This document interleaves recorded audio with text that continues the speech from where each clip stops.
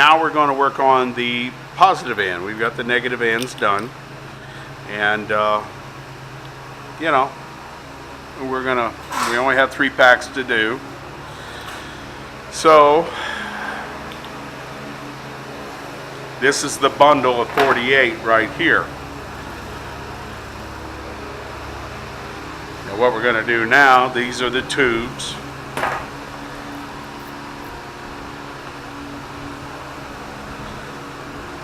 And you just need a little bit of glue, not much at all.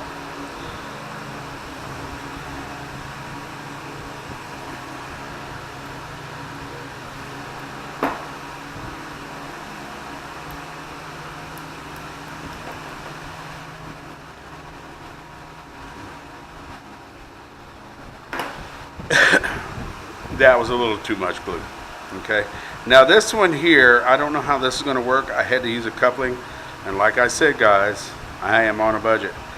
I don't have much money, so I'm trying to do this on the cheap. Not cheap, dangerous cheap, but cheap, you know, more bang for my buck thing. I don't have a lot of money. I know it appears that I have a really nice shop here, and I do, but it was not gotten by no hard work involved. So now these right here, let me go ahead and say this right now, a cell won't go through this, and you have to ream them out. Fortunately for me, I have a reamer already set.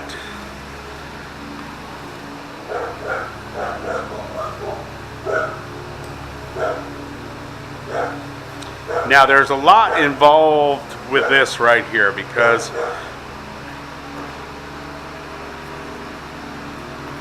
you can use a rat tail file like this. You know, you don't necessarily have to have a fancy reamer, but you can go to Harbor Freight. They sell a whole set of them. Don't ask me how much they cost. I can't tell you. But I'm sure they're not horrible freight that bad. So, but this is what I use. And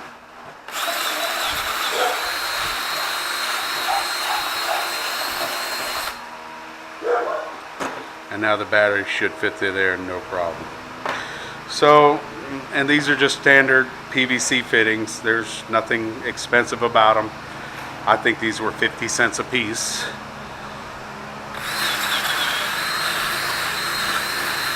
But you could take that same rat tail file I showed you up there and do the same thing I'm doing right now.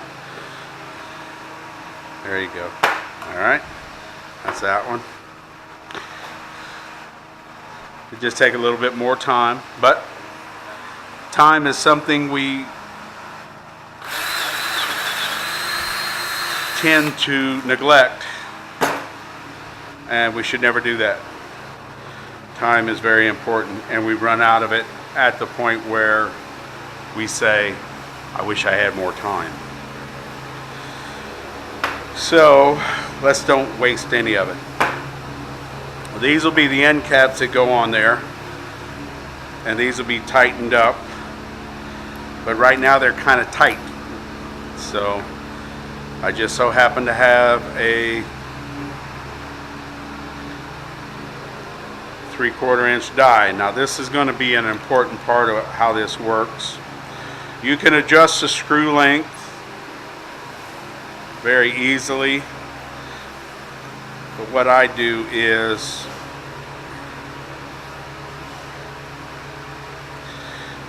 this will actually not ream, but actually cut some of the threads down, but it is at a proper taper, and it does cut some of it off, so you can screw it on easier, because PVC has a tendency, once you screw them in together, they lock up really quickly. Plastic is not a really nice plastic on plastic screws. They is not good for hand tightening anything. And because this is a taper, I'm not going to be able to cut them straight. If you have a straight die, like a conduit, 3/4 inch conduit die, that would be the best thing to use. I don't have one because that'll cut the thread straight on this. You'll be able to screw it right on there, no problem. You won't have any kind of binding or anything. I actually had to lubricate these pretty good to get them to do what I wanted them to do. Cut the PVC pipe to the proper length. I actually had to take the caps and run a die into them. And this is all the stuff I had to do. Going out and getting a straight tap or die or something like that was not feasible. So I'm making do with what I have. Because like I said, I want to... And this does cut some out. But even at that, if you screw this on there just a little bit, even though you clean the threads out and everything else, if you screw it on there just a little bit, you get to right here where it binds up, where it starts to bind up, it's almost impossible to get off. So that's the reason I use a lubricant on them, which does work pretty good. So the screw length, you're going to look at it and say, wow, the screw length's kind of long. Well, there's a reason for that. And this is it. So, like I said, these do cut some threads. And you can see some of them drop out. So, kind of loosens them up a little bit. You could adjust your screw length if you don't have access to dies and taps and stuff like that. But like I said, the working man or the poor man like me, place to shop is Harbor Freight, and they do have stuff like that in there. And you know, you don't have to bow to Craftsman, Snap-on, or any of that. You know, you can go there and get that. I don't support a foreign country by no means. I'm totally American, but you know, we should have somebody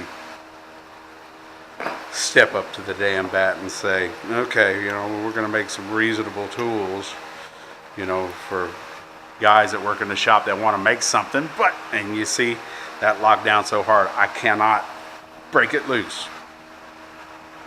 You know, but have tools for somebody that can, you know. And Stanley, for instance, we put a plating machine in for them. They're in New Britain, Connecticut, if I'm not mistaken. And they were just like good as gold people. I mean, and I do believe in Stanley 100%. Anything I can buy, Stanley, I buy it. And it was funny though, when we went to put the machine in, they asked us what kind of tools we had. We had all kinds of tools. We had this, that, the other thing. And they pretty much told us, well, go ahead and put that back in your truck. And they came out there with a whole pallet load of tools and said, if you're going to build something in a Stanley plant, it's going to be done with a Stanley tool. And at the end of the job, they said, you go ahead and take them with you. So, and I really can't blame them. I mean, you know, if you make tools at a damn company and, you know, somebody shows up with a bunch of, you know, if you make Craftsman, you don't want somebody to show up with Snap-on tools to build your damn plant, which makes perfect sense. And, but they were just like really nice about it. They didn't, jump all in your face and say, y'all are just plain assholes. You come over here with, you know, somebody else's damn tools to build our plant. They didn't say that. They said, just put them away. We're going to give you the tools. Would Snap-on do that? Would Craftsman do that? Would Mac Tool do that? I have no idea, to be honest with you. But Stanley did, and I can say that honestly. And trust me, they pay Kevin nothing. Not a dime. Nobody pays Kevin nothing. So I am actually looking for a lubricant I use on these and not having any luck finding it. I know I put it up where I can't find it, naturally. But that's okay. We have a good lubricant right here. It doesn't matter whether it's dielectric or not. It has to be a good lubricant. So this is a good one right here. That doesn't work.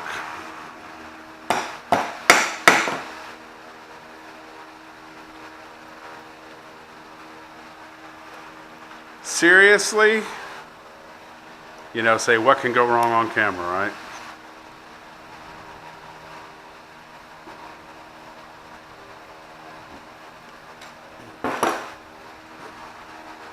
This has got a lot of Teflon in it, which is good.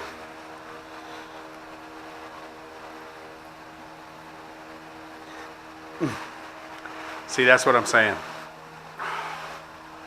Plastic locks up like a son of a gun.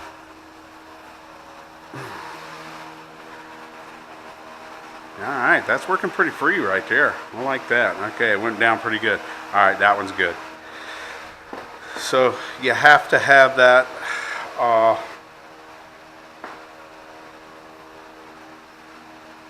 That's what I do. Now, if you're privy, not privy, but you have the access to a conduit, straight taper, tap, or die, that would be my suggestion. You know, because when I'm gonna be straight, it'd go right in. I don't have that, so I got to do what I got to do here. And it's not always the best. Definitely not the best. But it's worked so far, so.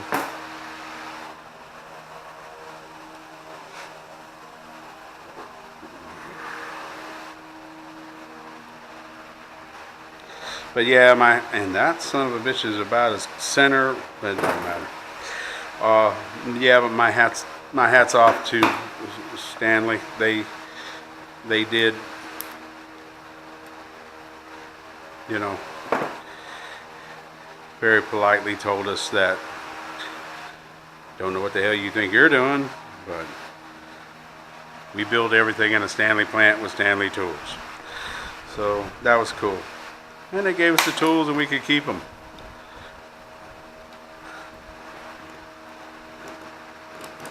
And that was years ago. Years and years ago. Probably shouldn't even have mentioned it, but it stuck in my head. It was important to me. A Stanley Fat Max tape measure at work. That's the only one I use. 16 foot. Absolutely. Nothing else.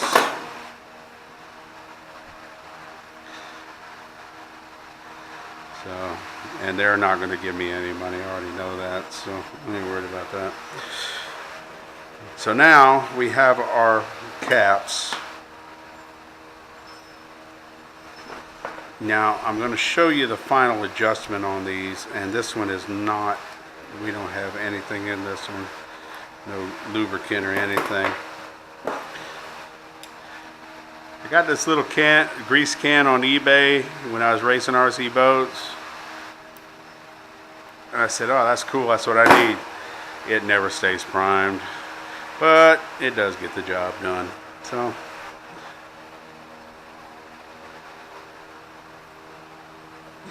but that's the battery right there. Once you see what I'm doing, you're going to kind of understand what I'm doing. So, if that didn't make any sense, I agree with you, it didn't make any sense. All right.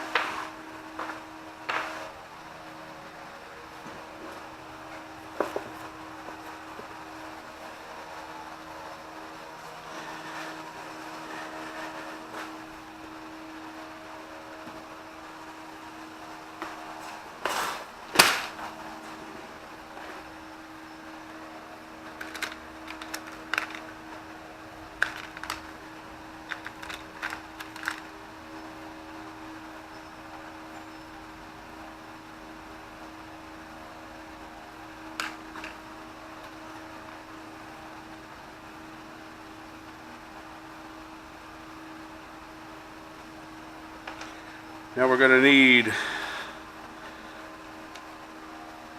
3 of these. And there's something we have to do to them before we use them. And that's the wrong nut. I'm almost certain of it. Yep.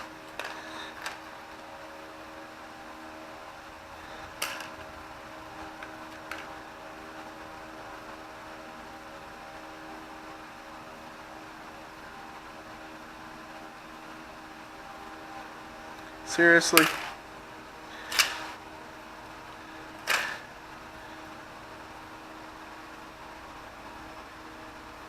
Alright.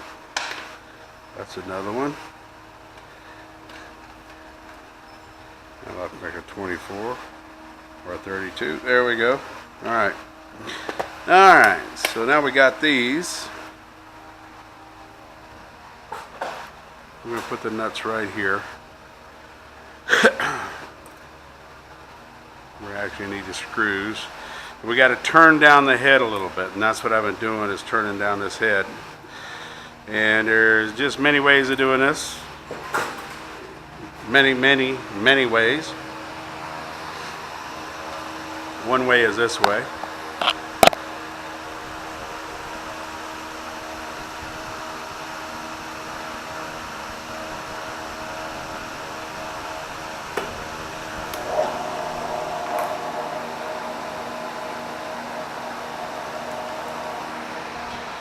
Walk over here to a fine flat file.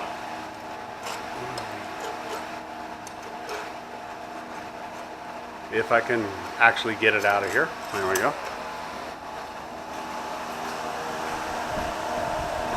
Gotta cut this down a little bit. And with brass, it's not gonna be hard to do. There's our 3 last screws that we're gonna need.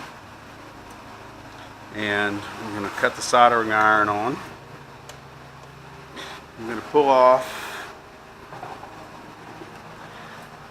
and I just randomly measure the wire. It's like right here. Well, actually that was longer than the other one. Let me go right here. Cut off 3 random lengths of wire. They're not random. I mean, I measure them on the box here, but other than that, you know, they're pretty much random. So, all right.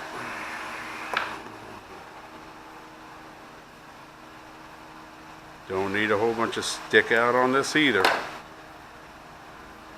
And I probably got oil on my hands, and this is probably not going to do what I want it to do, but then again it might.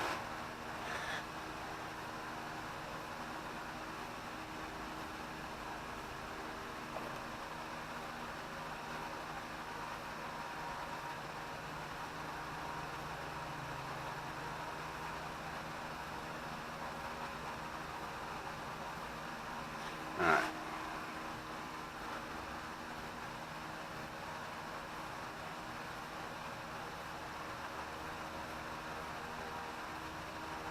It's going to take a little bit to cook the screw. And like I said, I don't have no fancy soldering iron. Just plain old Chinese eBay stuff, which I think American companies should step up to the bat and make stuff for the guy like me to have a decent tool. Me, you, everybody. But